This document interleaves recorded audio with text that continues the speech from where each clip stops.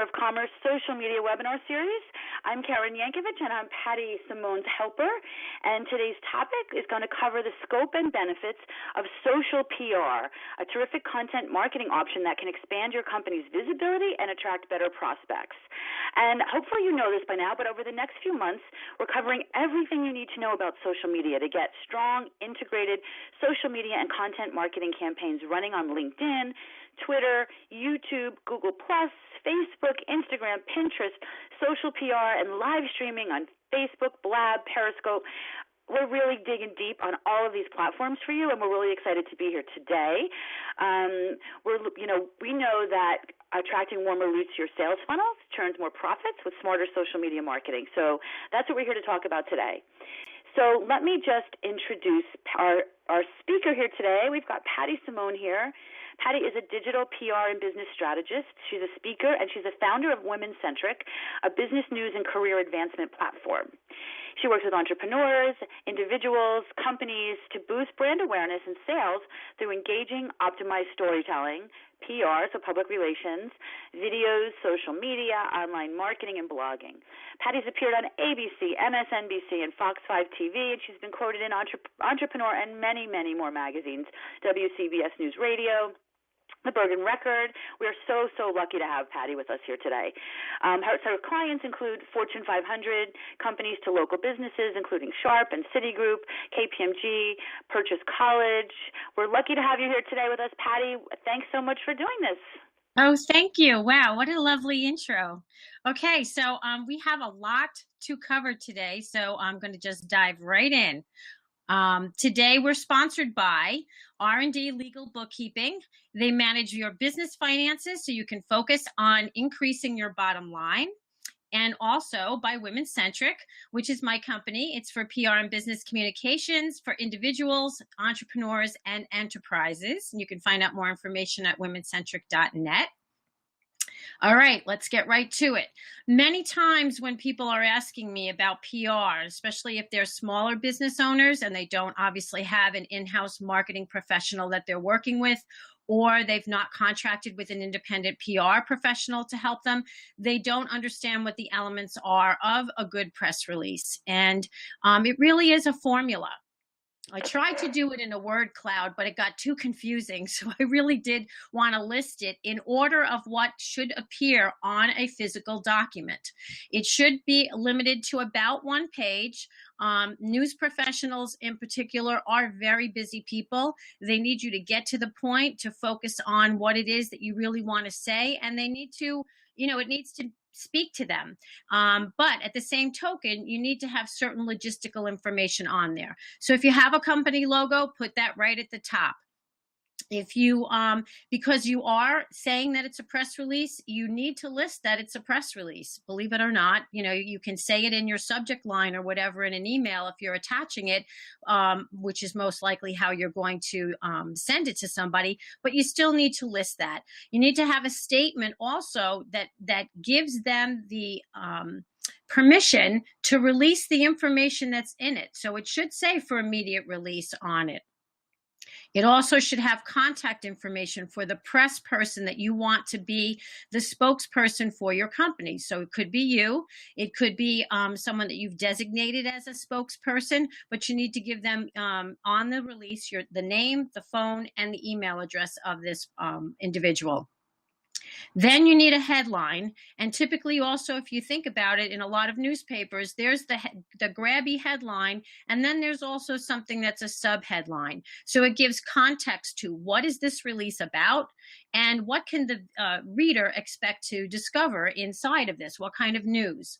Then there's something called the place and date line, and basically all that means is you have to list the city, the state, and the date that this is being released. So in a quick view, whoever's looking at it in a snap, they see what this is about, who's sending it, where in the country it's coming from. And that's important because if you send a release to a business journal in Atlanta, if it's pertinent news that can help people in business there, they will look at it, and it doesn't matter to them that it's coming from New York, let's just say, or New Jersey.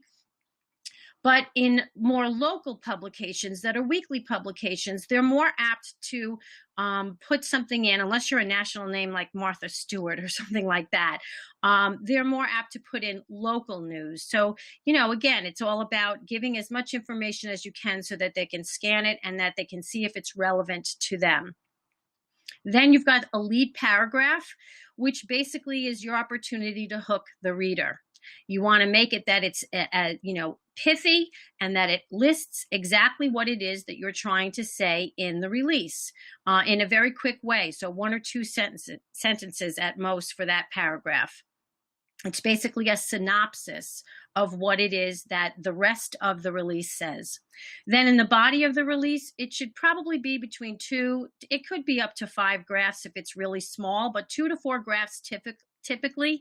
And that gives more background details. And you notice I've got this in an inverted triangle. And there's a reason for that, because the most important information is supposed to be on top. And as you go further down the release, less important, but background details that shape and give context to the story or the release, that's where you should put that information.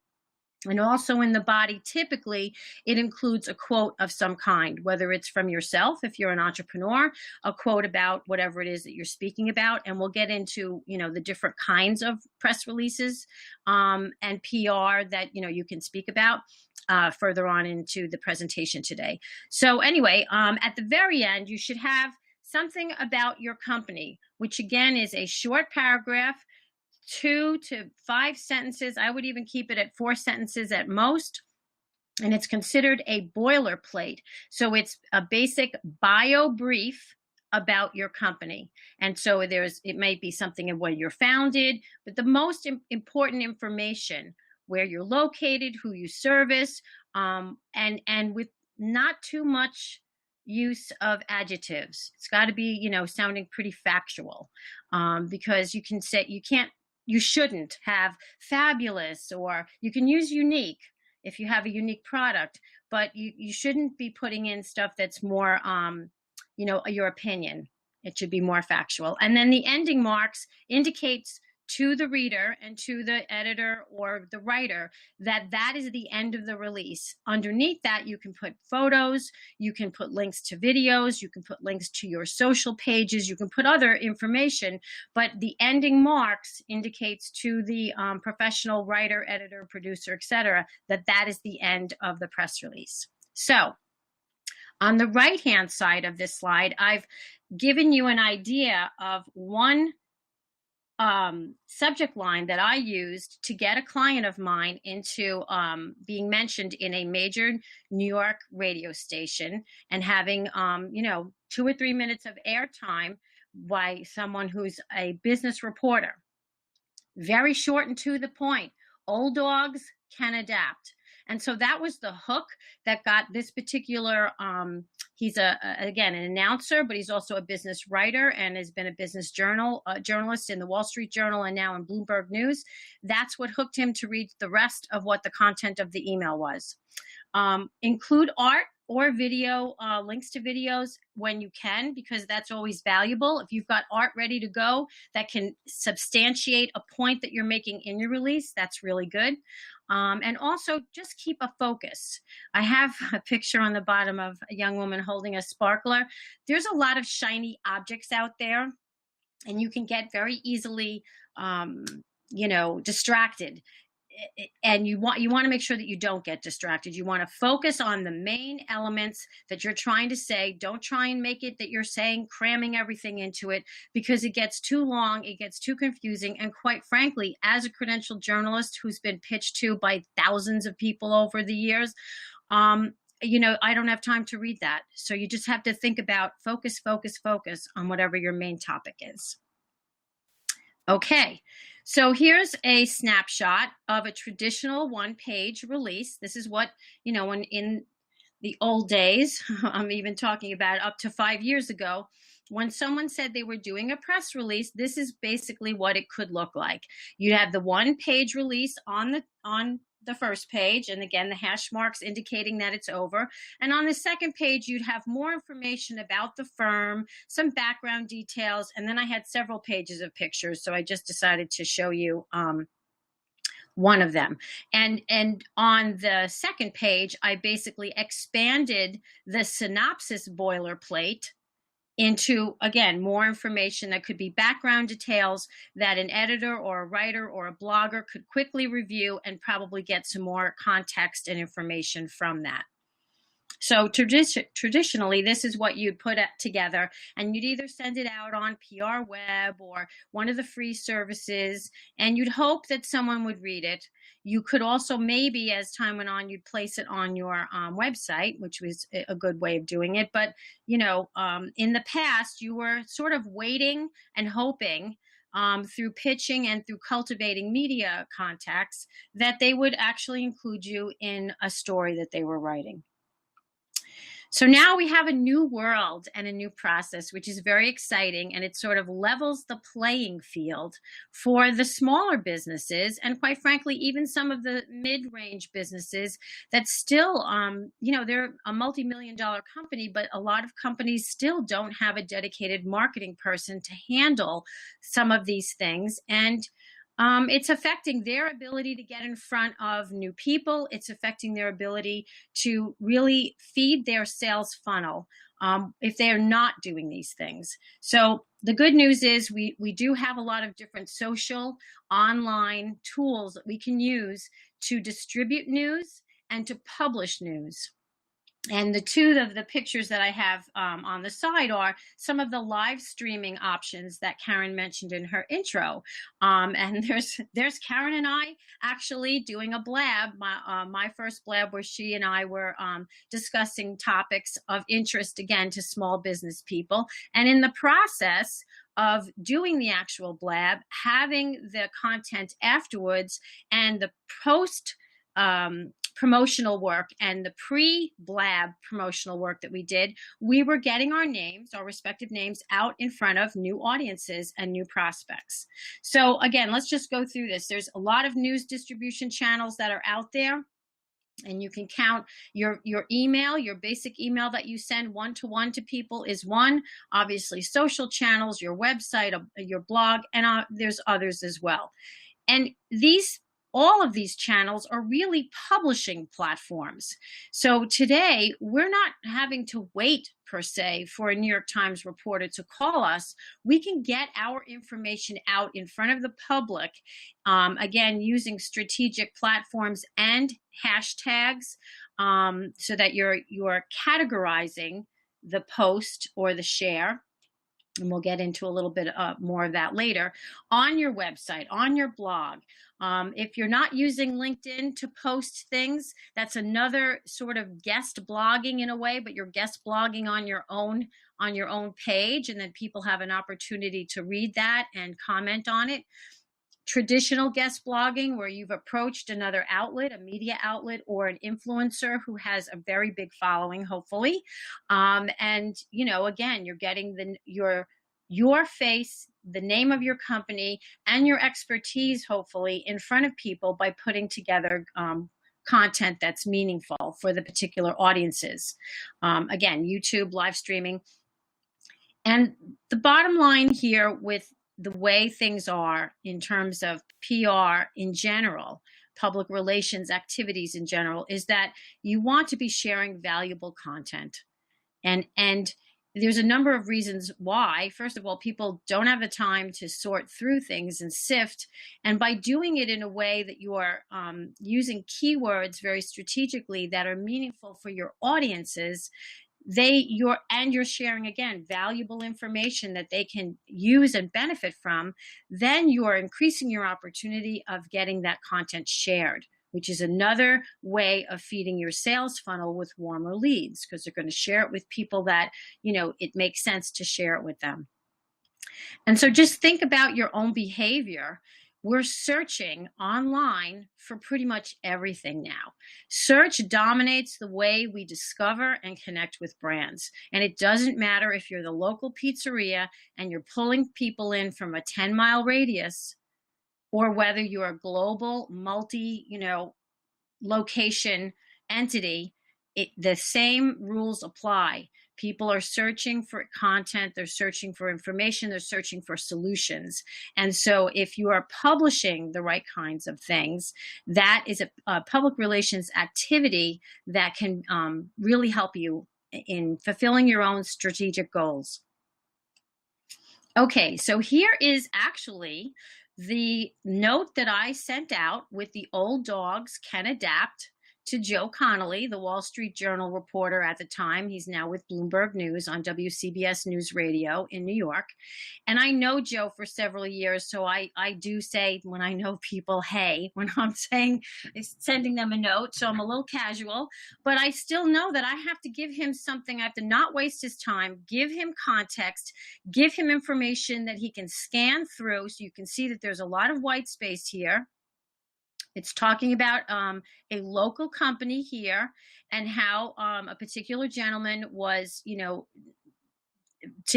much to his benefit, was, realizing he had gotten to a certain point and was very successful, but he knew he could be more successful by doing other things that were more socially in tune with how people are looking and searching and finding. And he realized that, and he hired me to help him out. So anyway, I gave Joe the context. I gave him information about what this particular gentleman was doing in order to expand his horizons and also expand his client base. And then at the end, people read, they scan the top and they read a little bit, and then they pop right down to the bottom. This is just traditional. There's been study after study done with yellow pages, and the same goes for emails that are short that you can see without going below the fold, that you don't have to scroll down and read. People will read this top, and they'll also scan the bottom. So make sure that you have got something compelling in the last two sentences, or the way that you've got, information segmented so that it's easy for people to see something or find something that's of value to them. And so after he read this, he got in touch with me immediately. And the rest was that, I got my client featured. So email press releases, then didn't include any attachment. There was no further information other than the link that I gave to another article that gave more context. They also work as well. So let's just take a step back and redefine or give you a definition of what content marketing is. Because, in the title of this, I did mention content marketing. So, I want to make sure that you understand exactly what this is. If you boil it down, it is exactly what it says there. It's valuable, strategic, editorial content.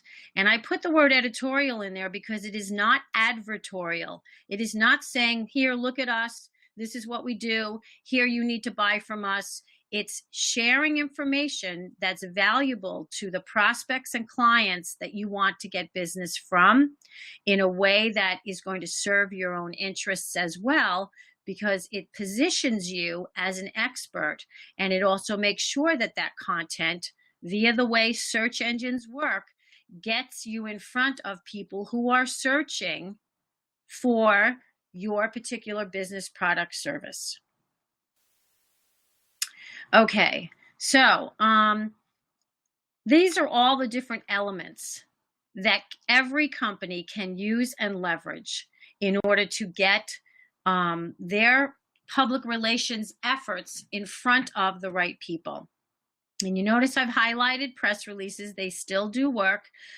Media folks and bloggers still want a synopsis of, well, what's the meat here? What's the story? Tell me why I should be interested. Tell me why my readers will care about things. And non-traditional as well as traditional releases still are good, but all these other things can work to help you, again, have your goals fulfilled.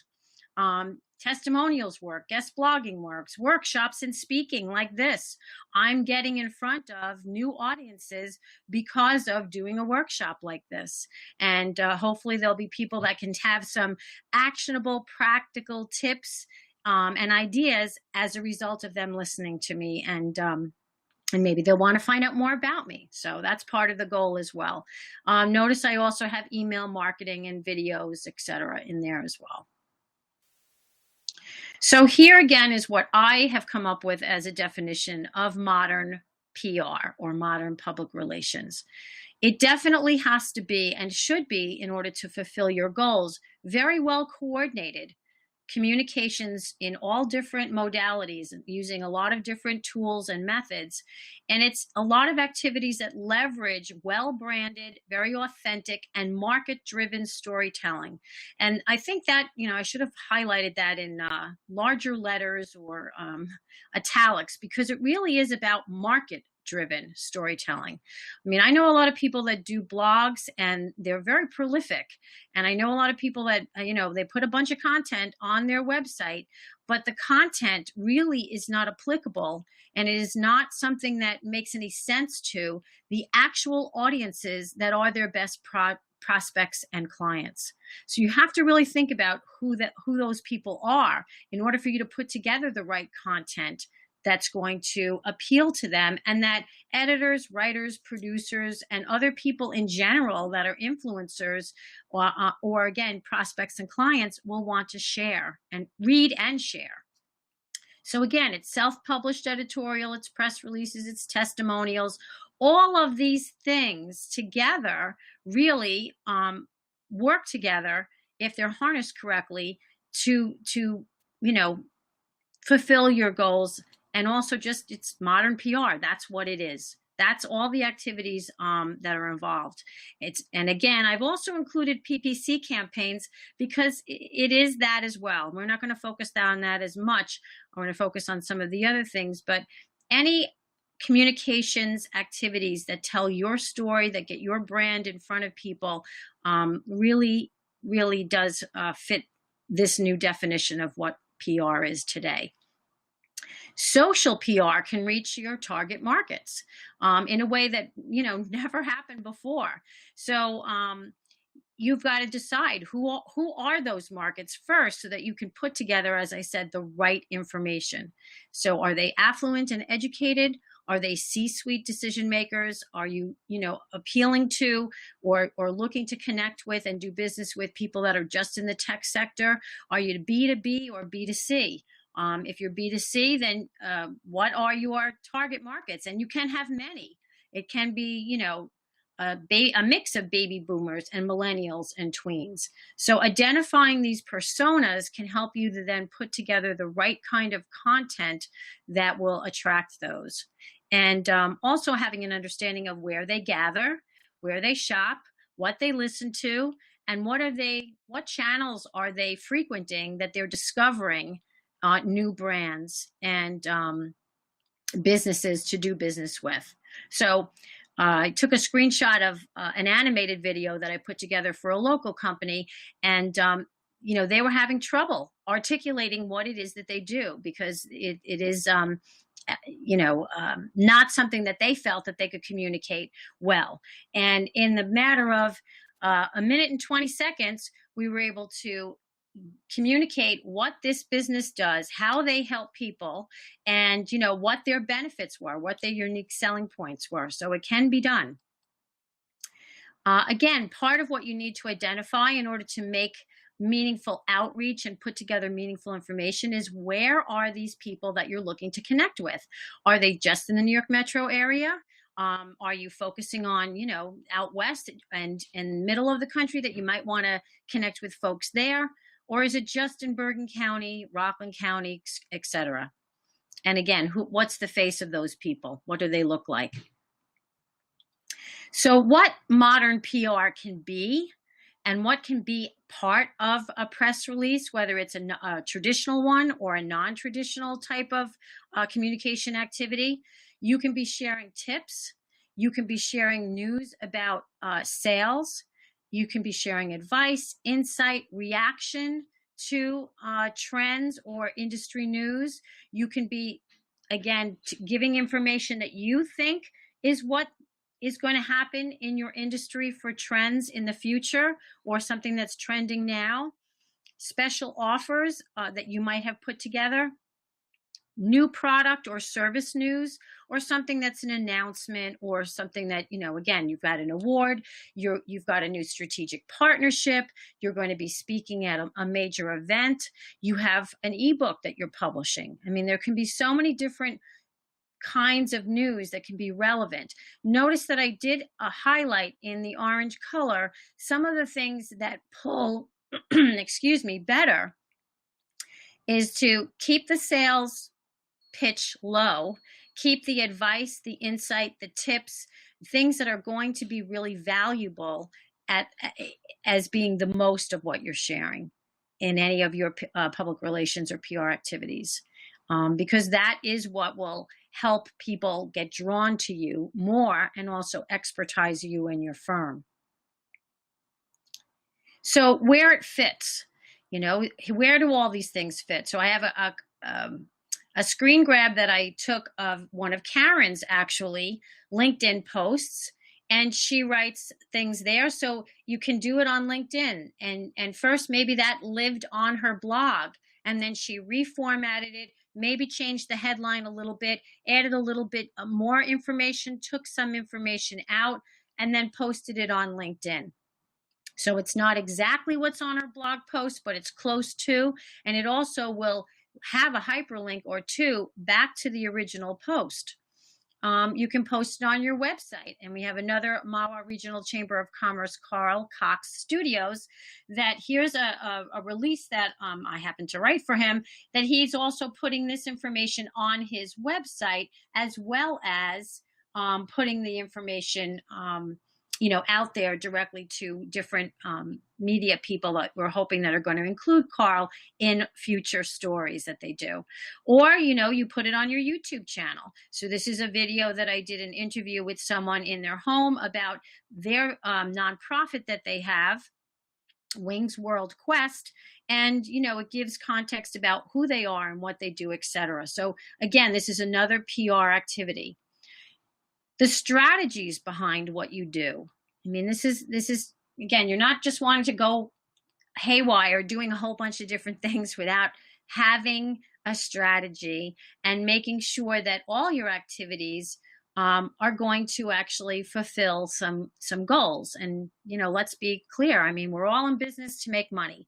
So the bottom line is you want to connect with the right audiences. You want to engage in a meaningful dialogue, and you want those people to buy from you. And you want that to happen sooner than later. So all of these things are meant to do that, to get that awareness and then, comfort and then sales to happen. So whether you're talking in front of audiences and it's the local Rotary Club, or whether it's a conference, whether it's at a networking event, or whether you're doing things and then you're promoting it on your online. So this is my company's at one point in time. This is a screenshot from my channel. So you want to get in front of new audiences, and whether it's literally standing on a podium or you're just doing it from the comfort of your office and you're blogging and you're emailing and etc., that's the point.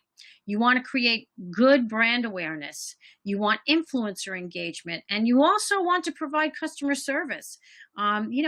Providing good service in public spaces where someone maybe has complained about you. One thing I love about TD Bank is if you have a problem with them, they use that as a teachable moment. And I want that to really sink in. PR is not just about distributing news and, positioning yourself, but it also gives you an opportunity to show your stripes, so to speak, in a really transparent way. So that if someone is having a problem with you, you can address it. You can do it professionally, graciously. You can be the jet blue of just saying, how can I help? How can we help? And by doing that, you can diffuse a situation. You can turn something that would be a PR nightmare into something that's actually that works in your favor, because you've dealt with a situation in a way and in a public way where people are like, wow, these people care. And that's really good as well. You should think about the service angle of things, not just a distribution of news and pushing stuff out at people. By doing things in this way, again, you're positioning yourself as an expert. You're identifying prospects, so it's used as a prospect ID tool. You're adding value above everything else. If you learn nothing from today, please know that you should be adding value in all of the things that you share. And again, speaking with authority on various topics that are meaningful to your target markets. So here's something that I found when I was doing some research for this. I normally call it an 80-20 rule. They, broke it down a little bit differently, but I think it's really important for you to understand that, again, it's the quality of content. It should be valuable, and 60% to 80% of the time you should be talking about things that have nothing to do with buy from me, buy from me. It's just engagement. It's value. And if you think that it's not applicable to you, I just ask you to look at the stats. Every minute of every day, there are millions of updates and photos that are shared in just Facebook alone. The number of tweets, the same thing. And again, it's how you hashtag some of these interactions that are going to get you to show up in different searches. And I assure you that the media now, they're using these channels to find their next source. So why not you? Why not have your company in the media and you being quoted as someone that's adding context to a story? Because I can assure you that's platinum.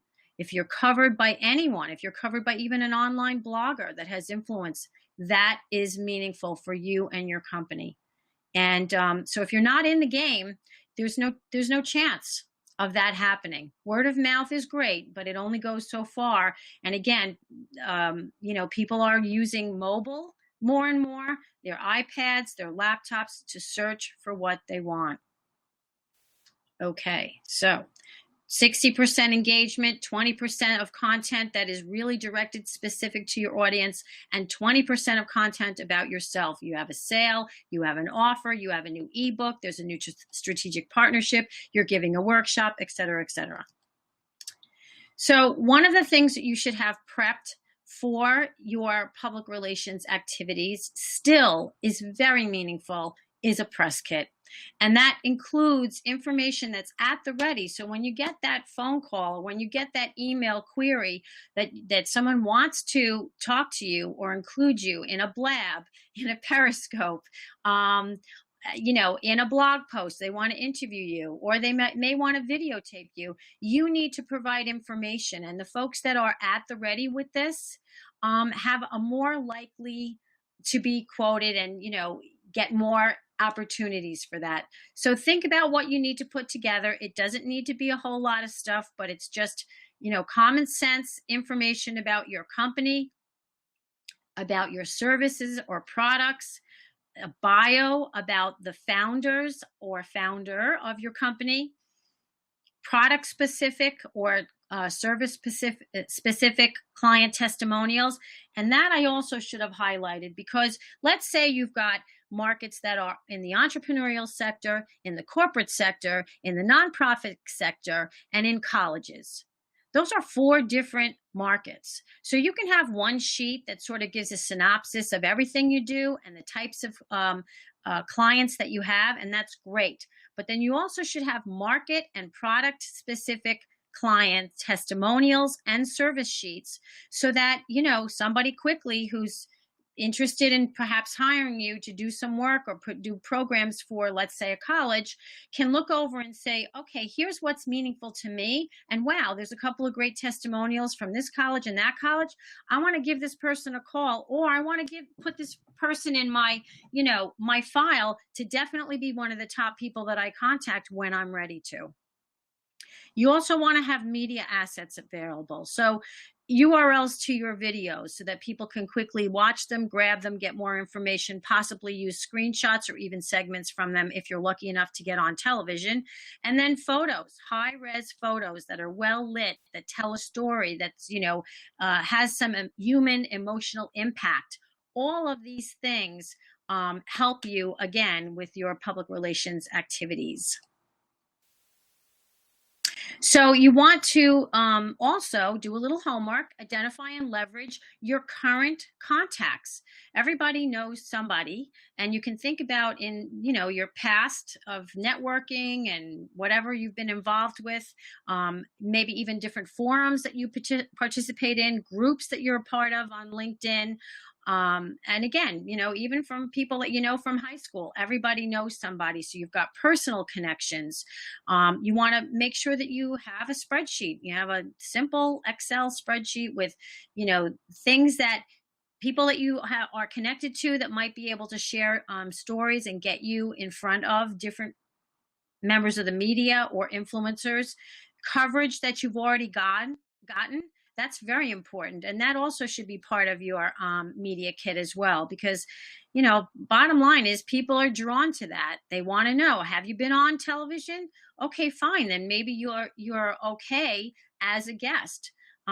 People who are being on television for the first time, it's always it's a crapshoot, quite honestly, because editors and producers, they're worried that maybe the person will freeze, maybe they won't be as eloquent as they were when they saw them speaking, et cetera, et cetera.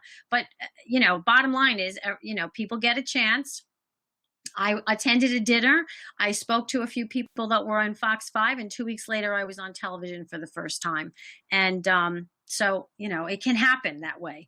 You want to keep track of who you've contacted, even if there's no response. How many times you've sent something to them. Is there any hope? And if not, remove them and move on. And then also to develop an outlet wish list. So people that you really want to get in touch with. And that goes into the next slide. So everyone wants to be on Ellen. Everyone wants to be on Oprah. There are hundreds of thousands, maybe even millions of people who are online, quote, and I'm not talking about being online, but they're in a line wanting for that to happen and having people work with them. Believe it or not, you can start the path to that journey by being featured in a local weekly paper. I've had many people that I've gotten stories into the weekly paper, and from that, they've gotten into the daily paper. And from that, they've gotten on radio. And from that, they've gotten on a cable show. And it's, it's a sequence of events. Yes, there are people that certainly are lucky, and you've got those, 1 in a million shots or even 1 in 10 million shots of going viral. But the bottom line is it's a lot of methodical, consistent work in order to get in front of different people. And yes, maybe someday you'll be quoted in More magazine, which I was very happy to be quoted at one point in time. So it can happen. So you want to list your key resources for each of the geographic markets that you're focusing on. And whether that's one market or whether it's 25 markets, you want to have an idea of where, who are the players. What regional magazines are there, the daily and weekly papers, the radio stations, TV stations, etc. So here's what everyone tells me when I first talk to them. We want to make a lot of money. So obviously we need more details for that to happen. You can have a wish list, but you need to come up with a strategic plan. And you need to understand how search engine optimization works. All of the information that I'm talking about, most of it is placing information in your pipeline. And you've got a lot of different platforms that should be in your pipeline. And because of you being strategic about the content and the keywords, it helps you to raise your rankings, and it helps you get found faster. So the right stories with the right content, it pulls people in and it pulls the right leads in. You're providing links, you're providing optimization, you're thinking from the perspective of your target markets, always. What are they looking for? What are they searching for? What is meaningful to them? How can I provide them with advice and something that, again, is valuable, so that when they're looking to find the person that sells the product or service that I sell, that I will bubble up through all the clatter that's out there. More than ever, good content is important for that to happen. At the same token, modern PR, let's not overlook some paid placement samples. They work as well. They are editorial in nature still, and they are still very valuable. So one client that I worked with would participate every once in a while in something in the New York Times, and there would be an opportunity to place a picture. There would be an opportunity to have an ad on the same page, and there'd also be an opportunity to be mentioned in something that's written in an editorial style. So it is very clearly marked as an advertisement in this paper, in this case. So the New York Times is not trying to be coy. They are telling you it's an ad, but at the same token, it's written by a New York Times writer, and it's giving out information that's practical advice for people that are looking to maximize their spaces and to come up with different styles of decorating. And this definitely, gets people to stop in the store. In this case, this is a brick and mortar store. And so, it did pull in some new clients from that. Here's an excellent example of paid editorial that you do not know that it is paid editorial. This is put out by the North Jersey Media Group newspapers. There's about 67 to 70 different community newspapers that this particular news organization owns. And they put together these different sections. One of them is home, inside and out. And so I wrote the article. They get an opportunity to put in a picture, and on the same page again is an ad. So this was an amazingly successful buy, as you can tell. For $2,400, it appeared in 15 different weekly suburban papers in New Jersey. And the result is that the company got the largest single residential order that they had ever gotten in their 35 plus year history. So this stuff can work. And again, it has to be editorial. It's giving really statistics. It's giving trend and style advice, and, then quoting the owner of this particular business. Because again, he is definitely an expert in what he does.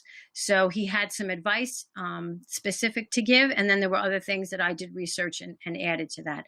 But this is a really good example of something that can work for you in terms of public relation. Same thing for this. Taking the time to go to a graphic designer, getting something professionally designed that gives your stamp. It becomes branded with what you are and who your company is, and you're giving out tips about trends.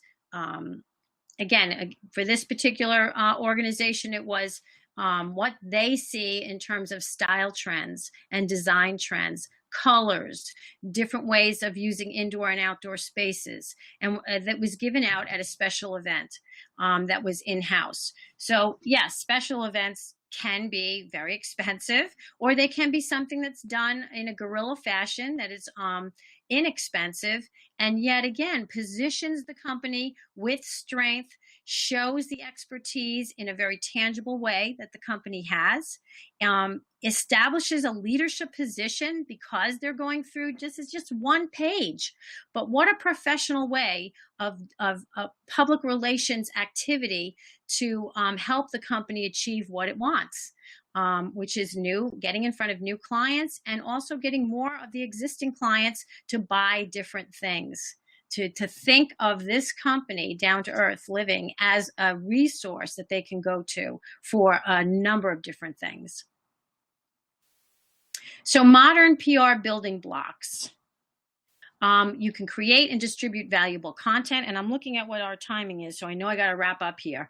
There's blogs, there's ebooks, there's press releases.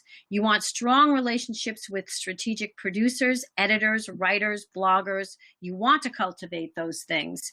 You want to think about select paid editorial. And I did have here a mistake here. It should not say advertorial. It is what it is. It is, in fact, an advertorial, but it's written as editorial. So let's leave it at that. Branded design and strong messaging really pays off via all these different options, whether it's paid placements or special events that you have. Even if you're doing, obviously, a partnership and you're doing a co-branded event, or you're part of a Chamber of Commerce showcase, all of these things, trade shows, etc. You're distributing of your photos, of your really well taken product and service photos in social channels when you're making a post, when you're doing a blog post. Photos, very important, that tell a story. Videos, pay per click to get your company's name and also a link back to whatever your sales page is, as well as email marketing. All of these are public relations activities. And again, we went over what the press kit has with tip sheets and bios and service information. That's really, really well done. That's professionally done. So it puts the best face possible on your company. There's partnerships, video, all of these things that we've gone through. And again, you can watch this at a later date. We have this available that you can go through all of these different slides with some of the things that I've mentioned. And so the end goal is that if you're using modern PR correctly, you will create a profitable success formula. And that is very simply awareness of who you are and the benefits of doing business with your company, engaging the right audiences, showing and proving your value as an entity for your products or services, and getting more sales. So, does anyone have any questions about anything? Patty, that was great. That was great. Oh my gosh, I have notes galore here. You know what you were talking about reminded me of something that somebody pointed out to me one time. You guys all know Richard Branson, right? He's a billionaire, and he certainly can afford advertising, right? He's not, he can do those full-page New York Times ads. But he's been quoted as saying publicity is critical, that a good PR story is infinitely more effective than a full-page ad. Yep. Because it's the people talking about you, right? So I think it's so important to us small businesses that don't have the pockets that Richard Branson has to not be discouraged that we're not funding a huge ad campaign, to know that we really, doing some of the techniques that you taught us here today, we can get the same kind of visibility to our business. Yes. Yep. It's absolutely true. And again, if you're sharing great content, people will want to share it in their channels. And that's what's really important, because it really exponentially increases your visibility, and it increases, the chances of you connecting with people who say, hey, I saw this. I have articles that I wrote, I'm telling you, a good 6-7 years ago, on Entrepreneur, and I still have people contacting me on a regular basis. Yeah, I love that. Yeah. So we have a comment here from Sabrina McEntee. Sabrina is the president of Hype Marketing, a boutique marketing company in northern New Jersey. And Sabrina said, I really like your Get Prepped slide. So smart to have sell sheets or smart language. Smart language in place to reply to different target markets. Great advice. Sabrina, as you put your next thing on there, it's just as I was reading it, it pushed up because Sabrina said something else. So she loves that you've got smart language in place to reply to different target markets. That's really good stuff. And then she's also asking, I'd like to incorporate guest blogging into my marketing mix. I'm not sure how to choose the best marketing/business blogs. How should I begin? Well, again, you go back first to thinking about what your target market is. So if the nation is your target market and you can do business with anyone and even outside of the country, then you want to go for something that's going to be more of a higher profile and that's going to be read by more people. So, Inc. and Forbes, and there's a lot of different larger organizations now that do accept guest bloggers. And in fact, I do I have a tip sheet that if someone signs up, if you sign up for my newsletter, which I have on the bottom here, career and biz advice through a bit.ly, and you follow Womencentric on Twitter, I have put together a tip sheet that I can send to you, and it lists some of those places and some of their guidelines for doing just that. So again, it really depends first on establishing for yourself what is your geographic turf, and once you have that, you can say, okay, do I want to focus on regional? Do I want to focus on national or international? It gives you more context, and then that helps you pursue the right opportunities. I love that, Patty. And, Sabrina, a couple of months ago, or maybe like a year ago, I was sitting there and people were haunting me to do more guest blogging, and I wasn't really doing it very much. So I sat down and I put together a pitch, just a short pitch, and I pitched everyone. I pitched Huffington Post and a bunch of other things. I got almost every single one of them. Like, I was like, oh my gosh, this was so much easier than I thought. Like, I had stressed about it for so long.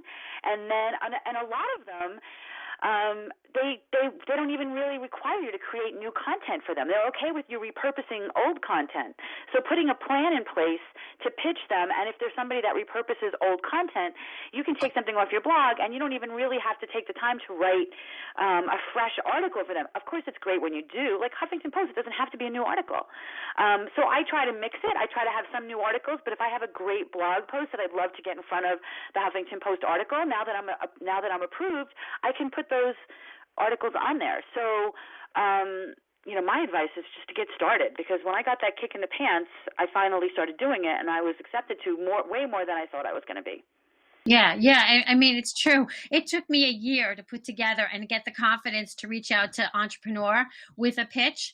And I got it. And I had the cover story on one of their magazines. But it took me a whole year to think about, okay, will they do it? I don't know. And what would be the most meaningful? And let me see what they're doing right now, so I'm not duplicating and I'm not pitching them. So it depends on the outlet. But Karen's right. Certainly there are those that do allow you to repost. And then there are those that it must be fresh content. It absolutely cannot be published anywhere else. So you pick and choose between those. Right. And, as a good example, Patty, Social Media Today, I do social media. So Social Media Today accepted me as a blogger, and they connected to my RSS feed from my blog. Now, they don't always take it. I'm not really sure why, what the rhyme or reason is as to when they take it, but I have a YouTube channel with Social Media Quick Tips, and if you go to my YouTube channel, you can tell just by looking at the visit, how many visits on each one, which ones were that they featured, because if they didn't feature it, it gets seen by 20, 30, 40 people. If they do feature it, it's seen by 500 people. So it's just that YouTube channel alone, is lesson enough as to why we should be doing more guest blogging. Yeah, and funny you should say that, because the next one that I'm going to be doing is on YouTube. So the next social media webinar is coming up. If you haven't signed up for that, please do. And again, all of the webinars that we're doing in social media and past webinars are up on our website, and I think on YouTube as well, on the Mahwah Regional Chamber website. They are, and I don't know if you've talked about this. I don't think you've talked about this yet, Patty. No, not yet. We're culminating the social media webinars with a really exciting social media day. Oh, look at this! You've got the slide. I stole your thunder. Why don't I let you do this? No, that's fine. I wanted to make sure that people would see that. I wanted to give them enough time to look at the URL for signing up for the my newsletter. But yeah, we are so excited. We're putting together a high level, just really super productive full day event where there you can have the opportunity of just coming afterwards to the networking portion of it, where we're going to have a cocktail hour. But we really highly recommend that you pencil in that day, June 30th, because there's going to be keynotes and workshops and panels and everything to do with all the different channels, more insight and guidance from a variety of different specialists that work in these arenas all the time, including myself and Karen. Yeah, and it's going to be very interactive. So you bring your laptop, and we're going to have you literally going into your social media sites as we're speaking, and we're going to, we'll be there, physically be there to help you put together your plan. And I'm really excited about it. And that's June 30th, 2016. at the Sheridan Crossroads in Mahwah. And the Sheridan Crossroads, by the way, is sponsoring this event, as well as Prestige Family of Fine Cars and M&T Bank. We're really thankful to our sponsors. For if it wasn't for them, we wouldn't be able to put this day together. So definitely Prestige Family of Fine Cars, M&T Bank, and the Sheridan Crossroads are all sponsoring this social media day. Yeah, very exciting. And they realize it. It really is something that a lot of companies, and again, it's not just small single entrepreneurs. A lot of small, mid-sized companies still are not taking advantage of all these platforms, and they're not feeding the sales funnel as well as they could. So it's really important to understand the new complexion, the new landscape, and make the best use of the tools that we all have access to. They're all free. Yes, it does cost to hire someone if you need help with it. Someone like Karen, or someone like myself, or even Sabrina who piped in. That's part of what we do, is help people. But in the long run, it is so much more effective to reach such a broader base of people that you could do business with than any other channel. And so we hope that you'll watch all the webinars, come to the event, and really benefit from all this great information. All right, Patty, I think that's all of our questions for today. Okay, yeah, this was great. Thank you so much for being the moderator. Oh, my pleasure. All right, so we look forward to seeing you guys at a upcoming networking event. The Mahwah Chamber has a bunch of different special programs, and of course, networking, as well as educational, informational things. So check them out at mahwah.com, and have a good day, everyone. Bye. Bye. Thanks, Patty.